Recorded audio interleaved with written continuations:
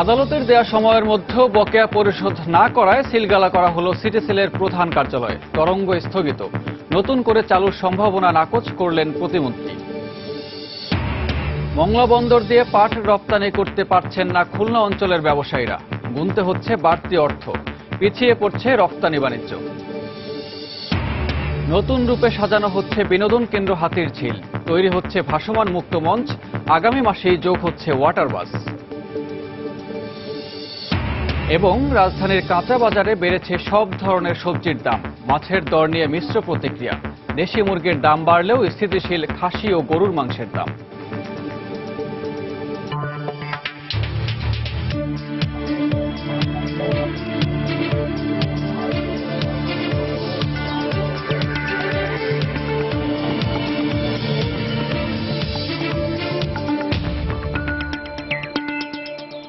দেখছিলেন শিরোনাম। আমন্ত্রণ জানাচ্ছি দেশ ও দেশের বাইরের অর্থ বাণিজ্যের নানা খবর নিয়ে আমাদের নিয়মিত আয়োজন এ সময়ের বাণিজ্য। আর আপনাদের সঙ্গে আছি আমি সানবীর রূপল। কন্টেইনার ব্যবহারে বাধ্যবাধকতার কারণে মংলা বন্দর দিয়ে পাট রপ্তানি করতে পারছেন না খুলনা অঞ্চলের ব্যবসায়ীরা। বন্দরে সীমিত আকারে কন্টেইনার আসলেও গুনতে হয় বাড়তি অর্থ। এতে প্রায় ৮ বছর ধরে পাট রপ্তানিতে তাদের নির্ভর করতে হচ্ছে চট্টগ্রাম বন্দরের উপর। এতে আঞ্চলিক অর্থনীতিতে পিছিয়ে পড়ছে খুলনার পাট রপ্তানিকারকরা। তবে পাট ও বস্ত্র প্রতিমন্ত্রীর দাবি, সমস্যা সম্পর্কে ব্যবসায়ীরা কিছুই জানাননি। জোবায়ের ফয়সালের রিপোর্ট। দেশের দ্বিতীয় সমুদ্র বন্দর মংলা, বিভাগীয় শহর খুলনা থেকে সড়ক পথে দূরত্ব মাত্র ৪৮ কিলোমিটার। কিন্তু এত কাছে হলেও খুলনা অঞ্চলের পাট ও পাটজাত পণ্য রপ্তানিকারকদের ২০০৮ সাল থেকে ব্যবহার করতে হচ্ছে ৩৫০ কিলোমিটার দূরের চট্টগ্রাম বন্দর। ৮ বছর ধরে মংলায় আসে না প্রয়োজন মতো কন্টেইনার। ফলে খুলনা থেকে ট্রাকে করে পাট চট্টগ্রাম বন্দরে পাঠানোর পথ বেছে নেন ব্যবসায়ীরা। এতে একদিকে যেমন বাড়ছে রফতানি ব্যয়, অন্যদিকে প্রতিযোগিতামূলক বাজারের সঙ্গে তাল মেলাতে পারছে না এ অঞ্চলের রফতানিকারকরা। ৫ দিন ৭ দিন ৮ দিন ঘাটে বসে থাকে। এরপরে আমার শিপমেন্ট বাতিল হওয়ার সম্ভাবনা থাকে। তারপর কোনোরকম গেলে দেখা যাচ্ছে নাকে মুখে আমাকে শিপমেন্ট করতে হচ্ছে। আমি খুলনার লোক, আমি দূর থেকে আমার পাশে মোংলা থেকে আমি কেন এখান থেকে আমি রপ্তানি করতে পারবো না? সিন্ডিকেটের মতো করে এখানে শুধুমাত্র এই মুহূর্তে পিআইএল শুধু জাহাজ আনতেছে, আর কেউ জাহাজ আনতেছে না। এই মালটা শিপমেন্ট না হলে আমরা বিল পাই না। এই ১৫-২০ দিন ব্যাংকের সুদ আমাকে টানতে হচ্ছে।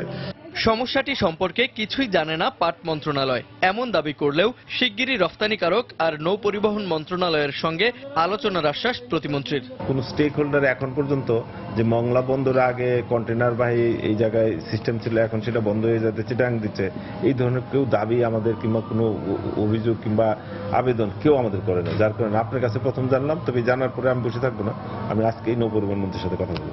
দেশের কাঁচা পাট রফতানির ৭০ ভাগই হয় খুলনা অঞ্চল থেকে। মোট রফতানির প্রায় ১,৫০০ কোটি টাকার বাজার নিয়ন্ত্রণ করে এ অঞ্চলের ৩৩টি সরকারি বেসরকারি পাটকল আর শতাধিক রফতানিকারক। জুবায়ের ফয়সাল, সময় সংবাদ, খুলনা। আপিল বিভাগের নির্দেশ অনুযায়ী পাওনা টাকা পরিশোধ না করায় মোবাইল অপারেটর কোম্পানি সিটিসেলের তরঙ্গ বরাদ্দ স্থগিত করেছে বাংলাদেশ টেলিযোগাযোগ নিয়ন্ত্রণ কমিশন বিটিআরসি। একই সঙ্গে সিলগালা করে দেওয়া হয়েছে সংস্থাটির প্রধান কার্যালয়। গতকাল বিকেলে বিটিআরসির কার্যালয়ে সংবাদ সম্মেলনে সিটিসেলের তরঙ্গ বরাদ্দ স্থগিতের কথা জানান ডাক ও টেলিযোগাযোগ প্রতিমন্ত্রী তারানা হালিম। পাওনা টাকা না পেয়ে গত জুলাই মাসেই সিটিসেলের কার্যক্রম বন্ধের ঘোষণা দিয়েছিল বিটিআরসি। পরবর্তীতে আপিল বিভাগ টাকা পরিশোধ সাপেক্ষে ২ মাস সময় দেয় সংস্থাটির। তবে আপিল বিভাগের নির্দেশ অনুযায়ী সময়মতো টাকা পরিশোধ করতে না পারায় সিটিসেলের তরঙ্গ বরাদ্দ স্থগিত করে দেওয়া হয়। সিটিসেলের আর ফিরে আসার সম্ভাবনাও সংবাদ সম্মেলনে নাকচ করে দেন প্রতিমন্ত্রী তারানা হালিম। বিটিআরসি আজ থেকে সিটিসেলের বরাবরে বরাদ্দকৃত তরঙ্গ বা স্পেকট্রাম তারা স্থগিত করার সিদ্ধান্ত গ্রহণ করেছে। আপিল বিভাগের রায়টি কার্যকর করার দিকে দৃষ্টি রেখেছি এবং আমাদের বিটিআরসির ক্ষমতা বলে তাদের প্রদত্ত ক্ষমতা ব্যবহার করে কতটুকু আমরা করতে পারছি আইনসঙ্গতভাবে সেটি আমরা প্রয়োগ করেছি। সিটিসেলে ব্যাক করার কোনো সুযোগ আমরা আপাতত দেখছি না, কারণ আদালত কর্তৃক নির্ধারিত সময়ের মধ্যে সেটি পরিশোধ করার আর কোনো সুযোগ নেই। নতুন করে সাজানো হচ্ছে রাজধানীবাসীর বিনোদন কেন্দ্র হাতিরঝিল। এখানে চলছে একটি ভাসমান মুক্ত মঞ্চ ও এমপি থিয়েটারের নির্মাণ কাজ। সংশ্লিষ্টরা বলছেন, আগামী বছর এমপি থিয়েটার খুলে দেওয়া হলে রাজধানীবাসী খুঁজে পাবেন আধুনিক এক বিনোদন কেন্দ্র। বিভিন্ন জাতীয় দিবস ও উৎসবকে ঘিরে দিনগুলোতে নানা অনুষ্ঠানের আয়োজন করা যাবে এখানে। এছাড়া আগামী মাসে হাতিরঝিল এলাকায় যোগ হচ্ছে ওয়াটার বাস। তাহিয়া রুবায়েত অবলার রিপোর্ট, আর ছবি তুলেছেন সাইফুল ইসলাম। খোলা আকাশের নিচে ভাসমান এই মঞ্চ, আর তার সামনে অর্ধবৃত্তাকার দর্শক গ্যালারিতে প্রায় ১৫০০ মানুষের বসার ব্যবস্থা। রাজধানীর হাতিরঝিলে গড়ে তোলা হচ্ছে এই অ্যাম্ফি থিয়েটার বা মুক্ত মঞ্চ। সাংস্কৃতিক অনুষ্ঠান ছাড়াও আলোচনা সভার আয়োজন করা যাবে এখানে। পাশাপাশি থাকবে রেস্টুরেন্ট ও সম্মেলন কক্ষ।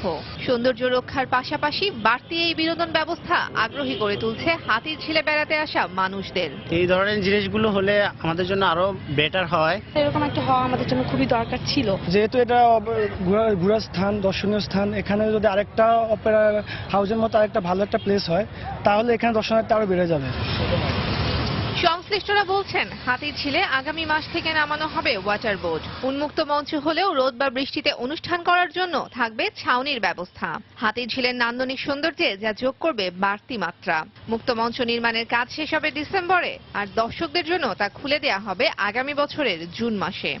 এখানে আমরা viewing deck, amphitheatre, boating facilities এগুলো সব করলাম। এই করার ফলে এখন আলটিমেটলি আমরা দেখলাম যে হাতিরঝিল এত সুন্দর একটা রূপ হয়ে আসলো, যেন ঢাকার মানসপটে একটা বিশাল একটা সুন্দর একটা জিনিস। অবশ্যই আগামী বছরের জুনে এটি চালু হতে বাধ্য, কারণ তারপরে প্রকল্প সময়সীমা শেষ।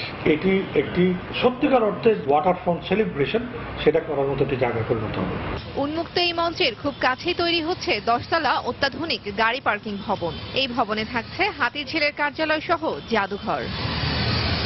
ইটকাঠের এই নগরীতে রাজধানীবাসীর একটু স্বস্তির জায়গা হাতিরঝিল, আর সেখানে যখন যোগ হয় আধুনিক সব সুবিধা, তখন নিঃসন্দেহে এটা হয়ে ওঠে আরো বেশি আকর্ষণীয়, যা নগরবাসীর যোগাযোগ ব্যবস্থার পাশাপাশি বিনোদনও এনে দেয় বাড়তি কিছু। তাহিয়া রুবাইয়াত অপলা, সময় সংবাদ, ঢাকা। রাজধানীর খুচরা কাঁচা বাজারে দুই একটি ছাড়া প্রায় সব সবজির দাম বেড়েছে। কেজিতে 10 থেকে 15 টাকা দাম বাড়লেও যৌক্তিক কোনো কারণ জানা নেই ক্রেতাদের। আর মাছের দাম নিয়ে ক্রেতা বিক্রেতার মিশ্র প্রতিক্রিয়া থাকলেও বিক্রি বাড়ার দেশি মুরগির দাম বেড়েছে বলে জানাচ্ছেন বিক্রেতারা। রাজধানীর পলাশী কাঁচা বাজার ঘুরে বিস্তারিত জানাচ্ছেন কামরুল হাসান সবুজ। নানা পদের সবজিতে ঠাসা রাজধানীর এই কাঁচা বাজার সকাল থেকে জমতে শুরু করেছে বেচা কেনাও। তবে সবজির দাম বাড়তি থাকায় হিমশিম খেতে হচ্ছে ক্রেতাদের। এখন তো বেশি দাম দিচ্ছে, যে তুলনায় দাম কম হওয়ার কথা। এখন সবজির বাজারে শুধু মনে হচ্ছে রমজান মাসে যেরকম জিনিসপত্রের দাম ইয়ে হয়ে যায়, ঠিক সেরকম অবস্থা হয়েছে। এর কোনো নিয়ন্ত্রণ আছে কিনা তাও আমাদের জানা নেই। বাজার ঘুরে দেখা গেল বেশিরভাগ সবজি বিক্রি হচ্ছে 60 থেকে 80 টাকা কেজি দরে। সবজির এই দাম বাড়তির দায় পাইকারদের উপর চাপাচ্ছেন বিক্রেতারা। সবজি এখন বাজার চড়া একটু, কারণ বাজারের দামের উপরে আমাদের কিনা, কারণ বাজারের উপরে বেচা। যখন কারণ বাজার দাম বাড়ে তখন আমাদের বিক্রিটা দাম বাড়ে যায়। বিক্রেতারা বলছেন গেল সপ্তাহের তুলনায় অনেকটাই কম মাছের দাম। তবে বিক্রেতাদের এই দাবিকে অসত্য দাবি করে তা মানতে নারাজ ক্রেতারা। রুই মাছ মনে করেন 300 টাকা কেজি জেতাটা, কাতল মাছ 320, চিংড়ি মাছ 580, বাইলা মাছ 550। গত সপ্তাহ থেকে এখন একটু দাম কম, এখন যত দিন যাবে অত দাম কমবে। ওদের বাজারে ব্যবসায়ী কথা বলতেছে আর কি, আসলে কম নয় মাছের দাম। মাছের দাম অধিক বেশি এবং কোয়ালিটির মাছ বাজারে নেই। সরবরাহ বেড়ে যাওয়ায় বাজারে ব্রয়লার মুরগির দাম কমতির দিকে, তবে বেড়েছে দেশি মুরগির দাম। মুরগি জোড়া পাচ্ছে আপনার 20 টাকা, যেটা দেশি মুরগি যেটা আপনার 1400 টাকা হলো 250 টাকা পিস, আর আপনার যেটা হলো 1 কেজি সাইজ এটা হলো আপনার 280 টাকা পিস। গেল সপ্তাহে ব্রয়লার ছিল 145 থেকে 50 টাকা, এই সপ্তাহে 135 থেকে 40 টাকা। এদিকে অনেকদিন ধরেই স্থিতিশীল রয়েছে গরু ও খাসির মাংসের দাম। কামরুল হাসান সবুজ, সময় সংবাদ, ঢাকা। তথ্য প্রযুক্তি সহ প্রতিটি খাতেই ব্যবসাবান্ধব পরিবেশ নিশ্চিত করতে আলোচনা সাপেক্ষে উপযুক্ত পদক্ষেপ নেওয়া হচ্ছে উল্লেখ করে অর্থ প্রতিমন্ত্রী এম এ মান্নান বলেছেন, সরকার ব্যবসা করতে চায় না, বরং বেসরকারি খাতকেই ব্যবসা বাণিজ্যে উৎসাহিত করতে হচ্ছে। গতকাল রাজধানীর ইন্টারন্যাশনাল কনভেনশন সিটি বসুন্ধরা আয়োজিত তথ্য প্রযুক্তি খাতের মেলা ডিজিটাল ওয়ার্ল্ড 2016 এর এক সেমিনারে তিনি কথা বলেন। Venture capital investment for start up বিষয়ক ওই আলোচনায় বড় বড় উদ্যোগের উদ্যোক্তাদের পাশাপাশি দেশের ক্ষুদ্র ক্ষুদ্র উদ্যোক্তাদের প্রতি আরও যত্নবান হওয়ার আহ্বান জানান তিনি। সেমিনারে প্রযুক্তিবিদদের পাশাপাশি আর্থিক ও শিক্ষা খাতের বিশিষ্টজনেরা উপস্থিত ছিলেন।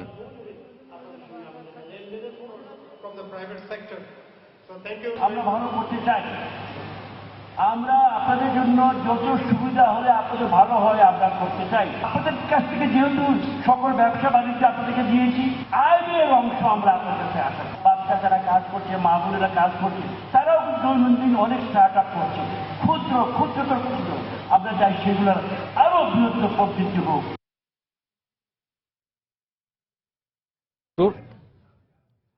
আশুলিয়া র্যাবের সাথে বন্দুক যুদ্ধে নিহত আব্দুর রহমানের পরিচয় মিলেছে। সে 90 জেএমবির প্রধান সারোয়ার জাহান বলে জানিয়েছে র্যাব। তার দুই সহযোগী হাসিবুল ও নাফিসকে 27,70,000 টাকা সহ আটক করা হয়েছে। এ বিষয়ে রাজধানীর কারওয়ান বাজারে ব্রিফ করছে র্যাবের মহাপরিচালক বেনজির আহমেদ। আমরা সরাসরি চলে যাচ্ছি সেখানে। 11 জন কিল ইন অ্যাকশন আর একজন লাফিয়ে পড়ে আহত হয়ে পরবর্তীকালে হাসপাতালে মারা যায়। যিনি লাফিয়ে পড়ে হসপিটালে মারা যান, আমরা তার আস্তানায় গিয়ে প্রাথমিকভাবে জানতে পারি যে তার নাম আব্দুর রহমান। আপনারা সবাই জানেন যে এই ধরনের জঙ্গিদের একাধিক নাম থাকে। তো আমরা এই জঙ্গির প্রকৃত পরিচয় জানার চেষ্টা করি। এই জঙ্গির যে ন্যাশনাল একটা ভুয়া ন্যাশনাল আইডি কার্ড পাওয়া গেছে তার কাছে ছিল পাসপোর্ট, তার কাছে একটা চাকরির আইডেন্টি কার্ড পাওয়া গেছে।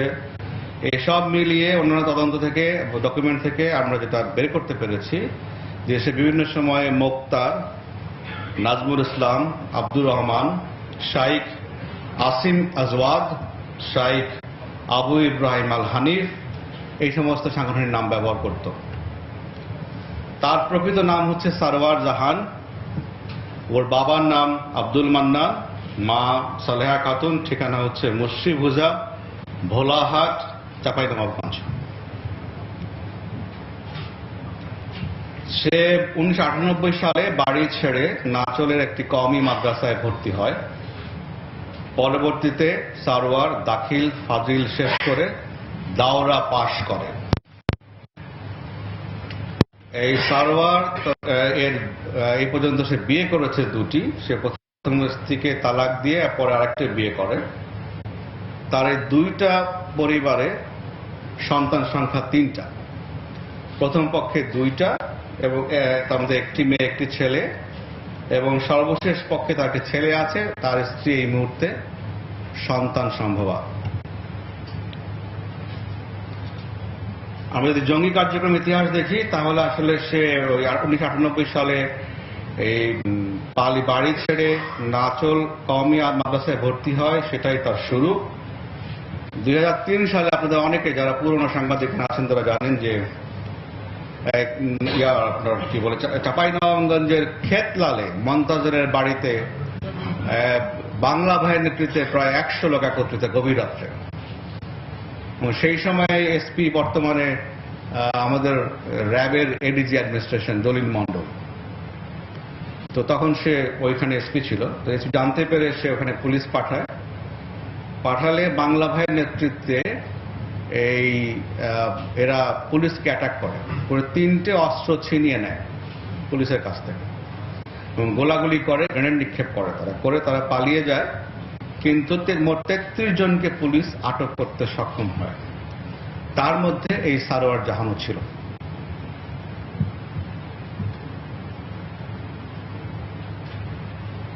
এটি হচ্ছে সেই এফআইআর।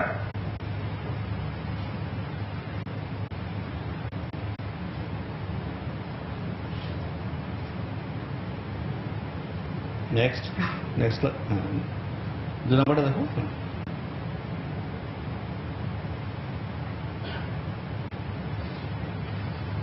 এবং এই এফআইআরে সে 7 নম্বর আসামি ছিল। ওঠাও উপরে ওঠাও, আমরা আসামিটা দেখা দিই কত নম্বর।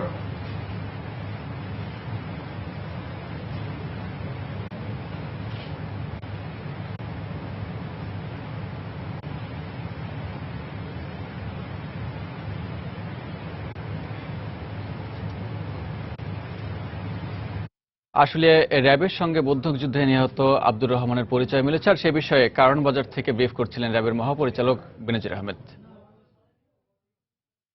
রাজধানীর ইন্টারন্যাশনাল কনভেনশন সিটি বসুন্ধরায় চলছে 3 দিনের তথ্য প্রযুক্তি খাতের মেলা ডিজিটাল ওয়ার্ল্ড 2016। সেখানকার খবরাখবর জানতে আমরা সরাসরি চলে যাচ্ছি আমাদের সহকর্মী তানিন মেহেদির সঙ্গে। তানিন, ডিজিটাল ওয়ার্ল্ডের আজকে সমাপনী দিন এবং সমাপনীর দিনে এই মুহূর্তে সেমিনার হলে অনুষ্ঠিত হচ্ছে বাংলাদেশের যে আইসিটি খাতে যে রপ্তানির যে লক্ষ্যমাত্রা নির্ধারণ করা হয়েছে 2021 সালের মধ্যে রপ্তানির লক্ষ্যমাত্রা নির্ধারিত হচ্ছে, সেই বিষয়টি নিয়ে এই মুহূর্তে একটি সেমিনার চলছে এবং সেমিনারে বাণিজ্য মন্ত্রী তোফায়েল আহমেদ, তথ্য যোগাযোগ প্রযুক্তি প্রতিমন্ত্রী জুনায়েদ আহমেদ পলক সহ আইসিটি খাতে যারা রয়েছেন তারা এখানে উপস্থিত রয়েছেন। পাশাপাশি দেশীয় যারা রয়েছেন আইসিটি বিশেষজ্ঞ, এদের পাশাপাশি বিদেশি যারা রয়েছেন তারাও কিন্তু আজকের এই সেমিনারটিতে অংশ নিয়েছেন।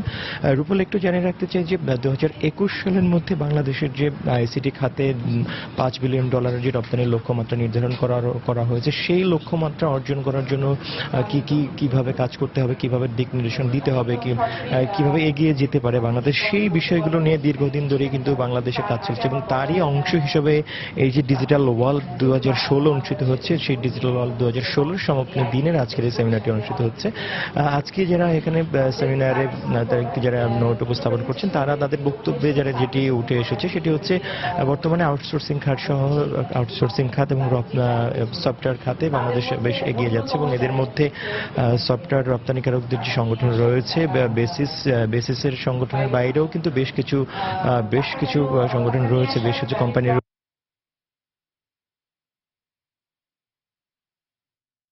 রাজধানীর ইন্টারন্যাশনাল কনভেনশন সিটি বসুন্ধরায় চলছে 3 দিনের তথ্য প্রযুক্তি খাতের মেলা ডিজিটাল ওয়ার্ল্ড 2016। সেখান থেকে খবর জানাচ্ছিলেন তানিন মেহেদি। প্রশাসনিক অদক্ষতা, সমন্বয়হীনতা, প্রকৃত সুবিধাভোগী নির্ধারণে ব্যর্থতা ও দুর্নীতির কারণে সামাজিক নিরাপত্তা কর্মসূচির পুরো সুফল পাচ্ছে না বাংলাদেশ। বর্তমান প্রেক্ষাপটে সামাজিক নিরাপত্তা কর্মসূচিকে আরও জোরদার করা এবং বিপুল সংখ্যক কর্মক্ষম জনগোষ্ঠীর জন্য কর্মসংস্থান সুযোগ সৃষ্টিতে জাতীয় নীতি প্রণয়নের পরামর্শ বিশ্বব্যাংকের। শেরেবাংলানগর এনএসসি সম্মেলন কক্ষে বাংলাদেশের সামাজিক নিরাপত্তা ও শ্রমবাজার পরিস্থিতি নিয়ে বিশ্বব্যাংকের প্রতিবেদন প্রকাশ অনুষ্ঠানে এই সুপারিশ করা হয়। সংস্থাটির কান্ট্রি ডিরেক্টর চিমিয়াও ফান শিক্ষা ও স্বাস্থ্য খাতে বাংলাদেশের সাফল্যের প্রশংসা করে বলেন, অর্থনৈতিক অগ্রগতি অব্যাহত রাখতে কর্মক্ষম জনগোষ্ঠীর জন্য চাকরি এবং বেসরকারি খাতেও পেনশন ও সামাজিক বীমা চালু করতে হবে। এ সময় পরিকল্পনা মন্ত্রী জানান, সব মানুষকে সামাজিক নিরাপত্তা কর্মসূচির আওতায় আনা সহ সবার জন্য বীমা চালুর জন্য পাইলট প্রকল্প নেওয়া হয়েছে।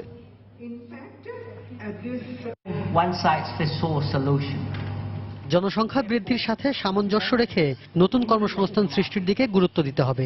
সরকারি বেসরকারি সব ধরনের প্রতিষ্ঠানেই শ্রমিকদের নিরাপত্তা নিশ্চিত করতে হবে। পাশাপাশি বেতন ভাতা সঠিক সময়ে দেয়া এবং পেনশনেরও ব্যবস্থা করতে হবে। সামাজিক নিরাপত্তা নিশ্চিতের বিষয়ে বাংলাদেশের সরকারকে গুরুত্ব দিতে হবে। Everybody should be covered under that scheme, যাদের প্রয়োজন। এটা হবে লাইফ সাইকেল, জন্ম থেকে মৃত্যু পর্যন্ত প্রত্যেক মানুষকে এর আওতায় নিয়ে আসা হবে। আমরা এটা প্রজেক্ট রান করব এবং সেখানে সবাইকে সম্পৃক্ত করে করব এবং সবার জন্য একটা বীমার ব্যবস্থা সেটিও অবশ্যই ব্যবস্থা করা হবে। এটা নিয়ে আমরা এখন পাইলট প্রজেক্ট আমরা এখানে ওখানে চেষ্টা করছি সেটাকে কিভাবে বাস্তবায়ন করা যায়। সিসিটিভি, মেটাল ডিটেক্টর সহ প্রায় 26 লাখ টাকার অবৈধ নিরাপত্তা সরঞ্জাম জব্দ করেছে শুল্ক ও গোয়েন্দা অধিদপ্তর। গতকাল বিমানবন্দরের কার্গো কমপ্লেক্সে সংবাদ সম্মেলনে সংস্থাটির পক্ষ থেকে জানানো হয়, গোয়েন্দা তথ্যের ভিত্তিতে গেল 16 তারিখ থেকে কার্গো কমপ্লেক্সের 1 নং গোডাউনে সন্দেহজনক চালানগুলোর উপর নজর রেখেছিল শুল্ক গোয়েন্দা কর্মকর্তারা। আজ সকাল পর্যন্ত পণ্যগুলো কেউ খালাস করতে না এলে কার্টুনগুলো তল্লাশি করলে এসব নিরাপত্তা সামগ্রী উদ্ধার করা হয়।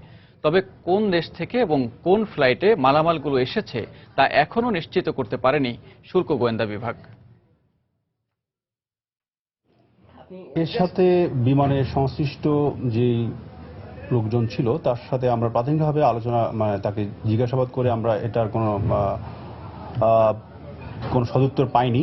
তারা যে কৌশলী অবলম্বন করুক না কেন আমরা তাদেরকে ধরতে বদ্ধপরিকর এবং আমরা আমাদের অভিযান অব্যাহত রাখব। রাজধানীর সব পরিচ্ছন্নতা কর্মীর জন্য স্থায়ী আবাসন সুবিধা নিশ্চিত করতে প্রকল্প গ্রহণ করা হয়েছে বলে জানিয়েছেন পরিকল্পনামন্ত্রী আ হ ম মুস্তফা কামাল।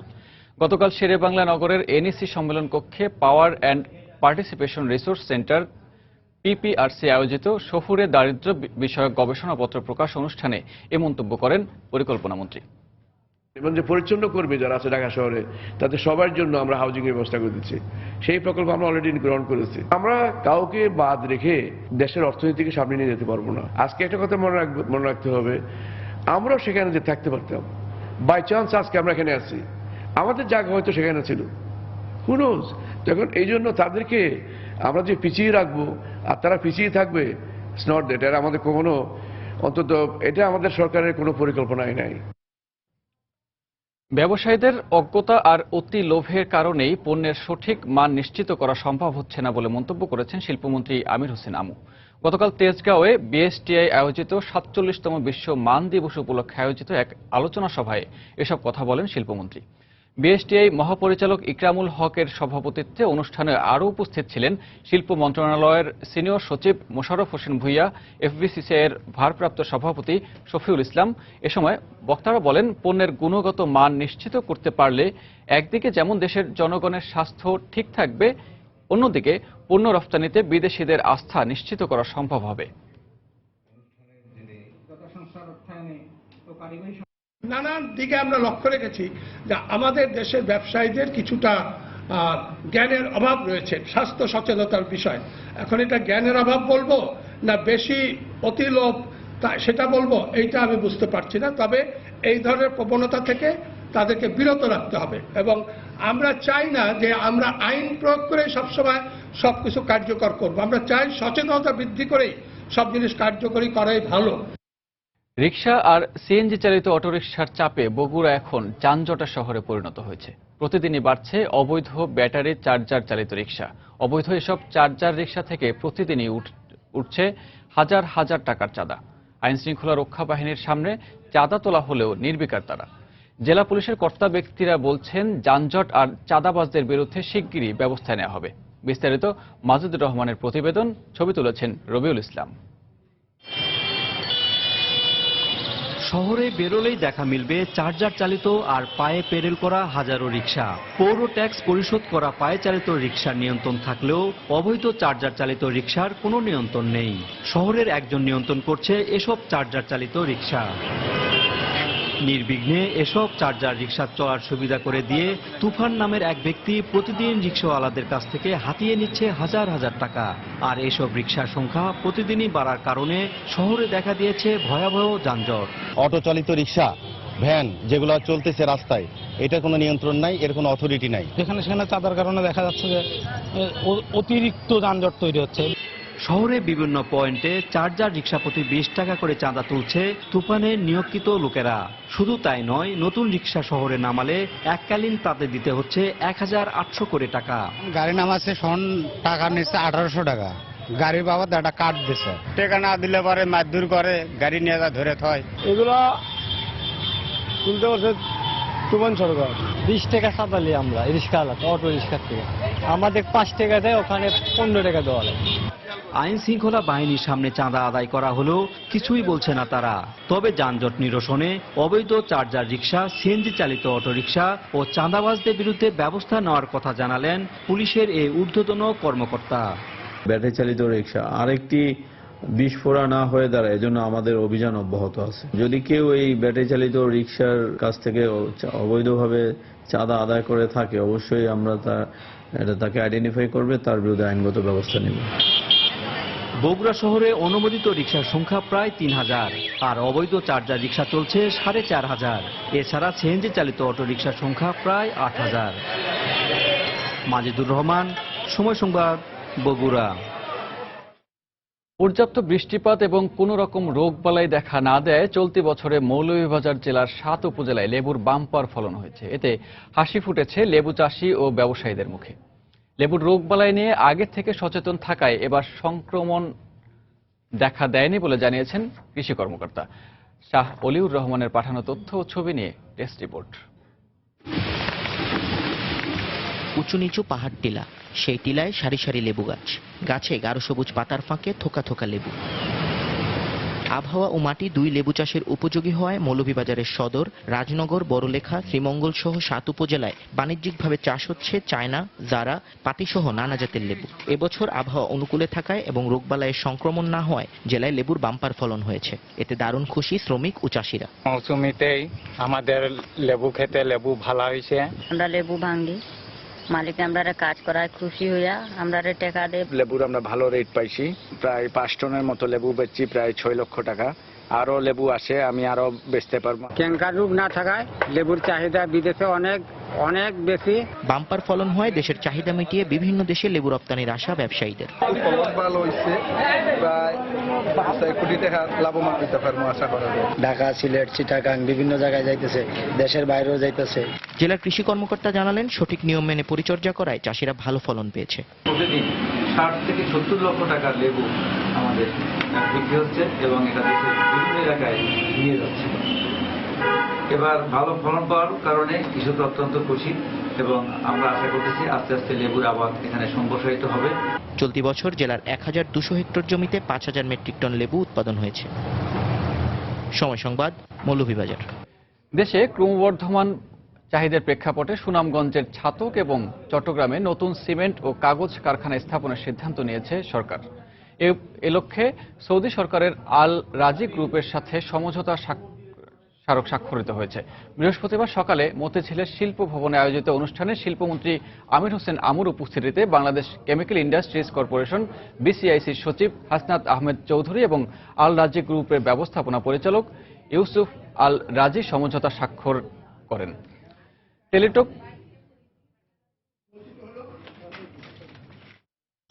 টেলিটক বাংলাদেশ লিমিটেডের বনানী কাস্টমার কেয়ার সেন্টার উদ্বোধন করা হয়েছে। গতকাল এই সেন্টারের উদ্বোধন করেন ডাক ও টেলিযোগাযোগ প্রতিমন্ত্রী তারানা হালিম। উদ্বোধনী অনুষ্ঠানে টেলিটক বাংলাদেশের ব্যবস্থাপনা পরিচালক মোহাম্মদ গিয়াসউদ্দিন আহমেদ সহ টেলিটকের ঊর্ধ্বতন কর্মকর্তারা উপস্থিত ছিলেন। এবার দেশের বাইরের অর্থ বাণিজ্যের খবর। ভারতে জালিয়াতি রুখতে ও নিরাপত্তাজনিত কারণে বন্ধ করে দেওয়া হয়েছে প্রায় 32 লাখ ডেবিট কার্ডের যাবতীয় লেনদেন। কর্তৃপক্ষ জানায়, এই বিপুল পরিমাণ কার্ডগুলো ধ্বংস কিংবা সিকিউরিটি কোড পরিবর্তন করে গ্রাহকদের নতুন কার্ড দেওয়া হবে। এসব কার্ডধারীদের মধ্যে দেশটির স্টেট ব্যাংক অফ ইন্ডিয়া ছাড়াও এসবিআই, এইচডিএফসি, আইসিআইএস, ইয়েস ব্যাংক এবং এক্সিসের মতো ব্যাংকের গ্রাহক রয়েছে। স্থানীয় সংবাদ মাধ্যম জানায়, 32 লাখ ব্লক হওয়া কার্ডের মধ্যে প্রায় 26 লাখ ভিসা এবং মাস্টার কার্ড। ভারতে ডেবিট কার্ডের সংখ্যা প্রায় 70 কোটি। আবারও জানিয়ে দিচ্ছি এ সময়ের বাণিজ্যের শিরোনামগুলো। আদালতের দেয়া সময়ের মধ্যেও বকেয়া পরিশোধ না করায় সিলগালা করা হলো সিটি সেলের প্রধান কার্যালয়। তরঙ্গ স্থগিত, নতুন করে চালুর সম্ভাবনা নাকচ করলেন প্রতিমন্ত্রী। মংলা বন্দর দিয়ে পাট রপ্তানি করতে পারছেন না খুলনা অঞ্চলের ব্যবসায়ীরা। গুনতে হচ্ছে বাড়তি অর্থ, পিছিয়ে পড়ছে রপ্তানি বাণিজ্য। নতুন রূপে সাজানো হচ্ছে বিনোদন কেন্দ্র হাতির ঝিল, তৈরি হচ্ছে ভাসমান মুক্ত মঞ্চ, আগামী মাসেই যোগ হচ্ছে ওয়াটার বাস। এবং রাজধানীর কাঁচা বাজারে বেড়েছে প্রায় সব ধরনের সবজির দাম। মাছের দর নিয়ে মিশ্র প্রতিক্রিয়া। দেশি মুরগির দাম বাড়লেও স্থিতিশীল খাসি ও গরুর মাংসের দাম। এই ছিল এ সময়ের বাণিজ্যে। যে কোনো খবর পেতে ভিজিট করুন সময়নিউজ.tv আর সঙ্গেই থাকুন সময়।